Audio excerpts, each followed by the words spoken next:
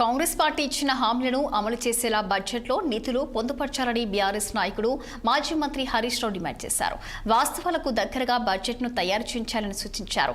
సిద్దిపేట పట్టణంలోని 37వ వార్డులో బీఆర్ఎస్ కార్యాలయాన్ని ప్రారంభించిన అనంతరం మీడియా సమావేశంలో మాట్లాడారు. 100 రోజుల్లో 6 గ్యారెంటీలు అమలు చేస్తామని సోనియా, రాహుల్ రాసిచ్చిన బాండ్ పేపర్లు ఏమయ్యాయని ప్రశ్నించారు.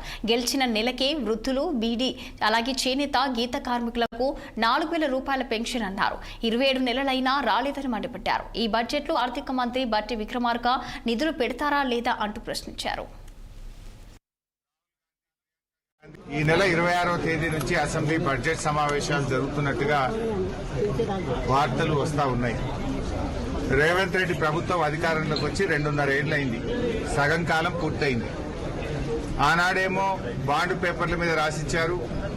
రాహుల్ గాంధీ, ప్రియాంక గాంధీ, రేవంత్ రెడ్డి, సోనియా గాంధీ అందరూ కూడా 100 రోజుల్లో 6 గ్యారెంటీలు అమలు చేస్తామని హామీలు ఇచ్చారు.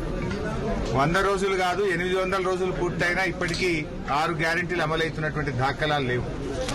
ముఖ్యంగా ఆనాడు ఎస్సీ డిక్లరేషన్, ఎస్సీలకు 18% రిజర్వేషన్ ఇస్తామని, ఎస్సీ సప్లాన్ ను అమలు చేస్తామని, చదువుకున్న పిల్లలకు 10th పాస్ అయితే 10,000, ఇంటర్ పాస్ అయితే 25,000, డిగ్రీ పాస్ అయితే 50,000, పీజీ చదివితే ₹1,00,000 ఇస్తామన్నారు.